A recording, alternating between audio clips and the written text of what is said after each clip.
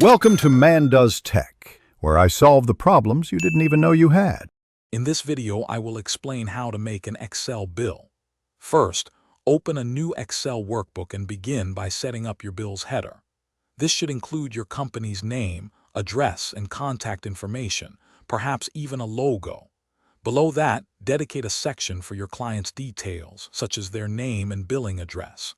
Don't forget to add a unique invoice number and the date the bill was issued. These are crucial for record keeping and tracking. Next, let's itemize the services or products you are billing for. Set up columns for quantity, description, and unit price. For each item, enter the relevant details on a new row. In a fourth column, you can use a simple multiplication formula, like equals B2 times C2, to automatically calculate the subtotal for each line item.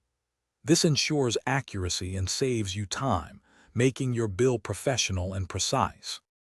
Now it's time to calculate the totals. Use the SUM function to add up all the individual item subtotals, giving you the grand subtotal before taxes. If applicable, calculate sales tax or value-added tax by multiplying the subtotal by the tax rate, for example, 7%. Then, add this tax amount to your subtotal to arrive at the final amount due.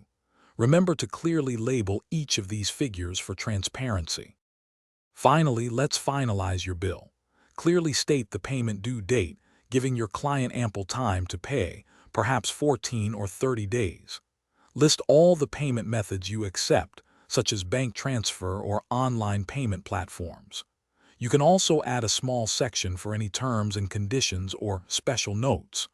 Once complete, save your Excel bill as a PDF document. This ensures the formatting remains consistent and prevents any accidental changes before sending it to your client. Thanks for watching. If you found this helpful, don't forget to like and subscribe.